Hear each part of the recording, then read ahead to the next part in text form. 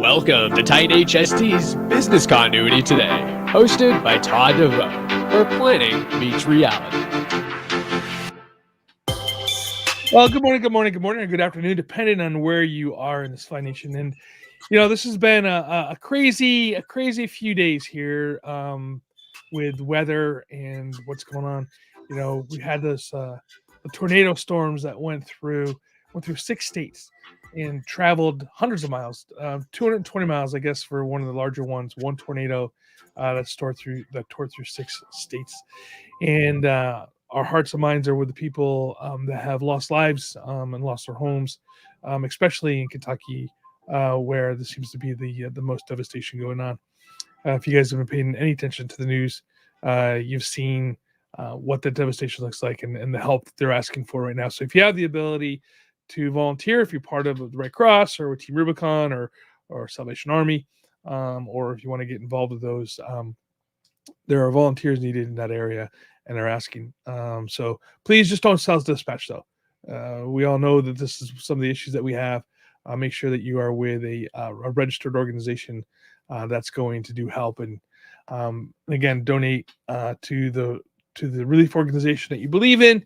And I highly recommend that you do this, especially during this time, during the holidays here that we have, and the devastation to everybody that's there. What can we do to alleviate the suffering and pain from the people that are there? And this is time for us as Americans to step up and help our fellow Americans that have been impacted by this disaster. Hi, I'm Todd DeVoe. I'm the Director of Emergency Services at Titan HST, and I've been involved in responding to emergencies and disasters, since 1989. In addition to the work I do at Titan HST, I'm an educator, teacher at the post-secondary level, and learning and sharing what I love to learn is a passion for me. So welcome to Business Continuity Today, where we will continue to learn together. And today we're talking about communications and how it can save lives. With this tornado that went through, and here I am in Southern California today, and we have a major rainstorm going on, well, major for us at least, with flooding and whatnot happening across Southern California. Communication is critical for making sure people have the right information where they need to go, and how they can protect themselves during a disaster. And if you've been paying attention at all to the climate data that's out there, and again, this is not political. Climate change, whether you believe if it's made man-made or not, it is a thing. And as emergency managers and business continuity managers, we have to plan for it. So as you've seen, we've had more powerful storms come across the nation, and hurricanes and tornado storms, and it doesn't look like this is going to change anytime soon. And in some cases, it looks like it's getting worse.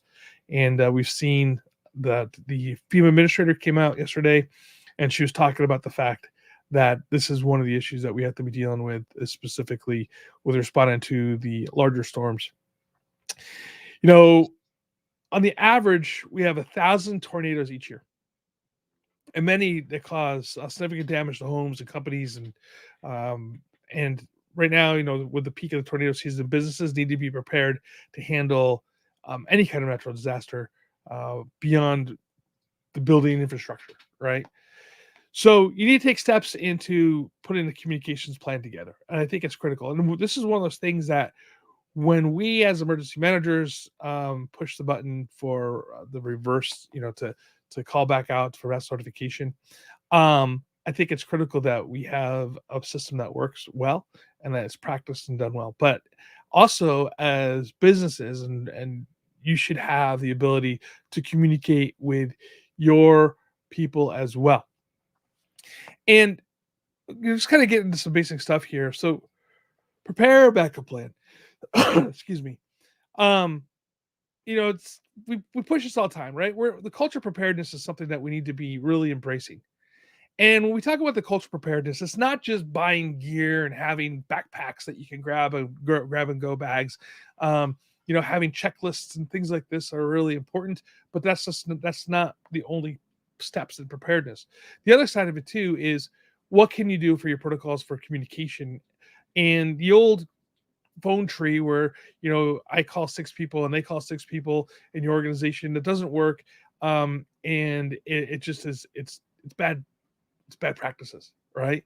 So having a mass notification system that you can use that has preset messages in there that you can just push a button and get information out to your to the people who work for you and to your clients as well, I think is critical, specifically when you're looking at stuff that goes along with tornadoes, because look at we this comes through tornadoes come through and they tear up everything. Electricity. My niece lives in Tennessee. She lives in near Nashville.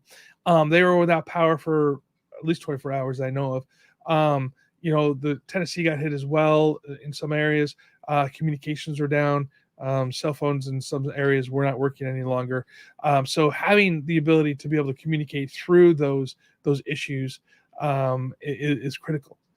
And also on that, also have some way to virtualize your information, right? So what that is you can again sharing information with bulletins and in the break room doesn't really work. So how do you communicate even during an emergency with the warnings and stuff? So whether employees are at home or in the office, communication needs to be virtualized. So employees will be able to still stay in contact with each other, as well as their clients, and whether they're safe in the office or at home, right? And to be able to share this information back and forth. One of the things that I love about with the Titan HST is we have the Are You Safe, the safety status update, right? And you can put yes, no. If there's no, what you need. You can even put more information in there saying, hey, what do you need help with? Right? I don't have a tower. My house is gone. I need generation or something like that. Or generators. Things like this that need to be put into what you need. And the two-way communication with you and your staff is critical, right? Because look, at the end of the day, we're not just, Omatrons that come into work and do things, right? There's a connection. And in order for you to have a good plan for your business, you have to be able to understand and communicate with your staff. The other thing too is documentation and sharing documents, right? Virtualization, you can upload documents into the system. You can share with the documents with who needs to have them. You can secure documents that don't need to be shared with everybody, but it's a place where employees can come and find files on what's happening and share information that way as well. People can access the needed files from anywhere they are, right? And I think if you don't have that part of your plan, it's really critical that you do, because you need to be able to keep working. So the idea here with business continuity, right, obviously, is can you continue to do work in business even after disaster? Now, I'm not telling you to be without heart and saying, hey, somebody just lost their house, they have to come to work. That's not what we're talking about. We're talking about the ability, if your office, for instance, was devastated, and you have offices elsewhere throughout the country, can you still continue to do work? And I think that's something that you have to take into your planning process as well, and have that in part of your communications tool as well, right? Communicating with with your partners across the nation. We are global now, even across the world.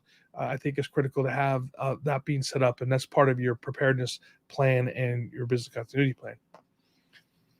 Have a plan for your customers, right? If you're a service provider, you need to have a plan for your customers as well, keeping them informed and what that works. It's critical. A secure system will allow you to keep your customers informed with all company closings, business office closings, and if you need to reroute them to other areas as well, right?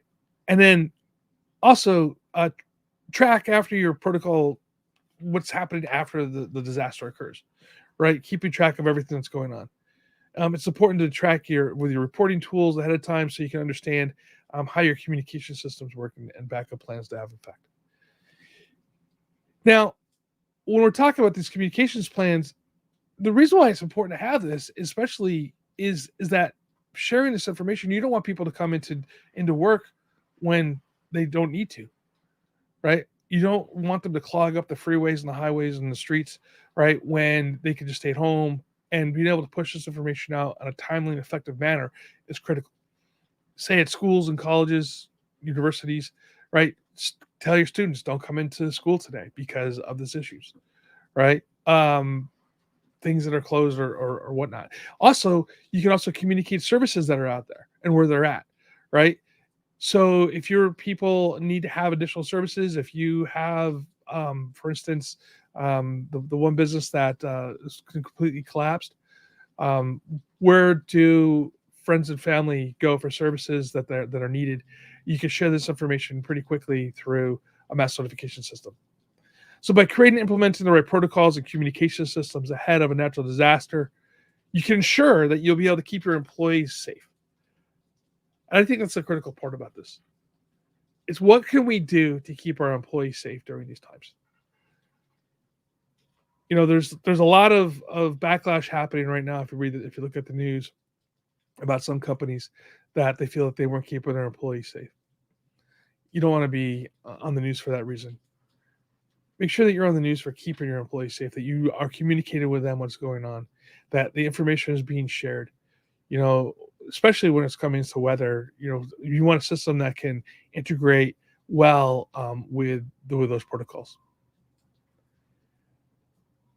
Again, everybody, I just want to take the time to really just talk about the devastation that happened with the tornadoes. And it's not just the employees; it's people that were devastated by this. Again, if you have the ability, please donate to the agencies that you believe in. Um, if you can donate your time, they need help over there. Um, Make sure that you're dealing with a credible organization if you are donating money, that this is somebody who you know that you've dealt with in the past, or at least as a credible standing in the community. It's going to be a long time for them to recover from this. We're going to be talking about this for a bit. This time of year is probably the worst time for anything to occur, because the holidays are always a time for joy, but it looks like this year it's a time for sorrow. Hey, thank you for being with us today. Visit Titan ST for all your communication needs. And remember, follow us on your favorite podcast player, Facebook, YouTube, and Twitter. And join us next week. Until then, please, everybody, stay safe and stay hydrated.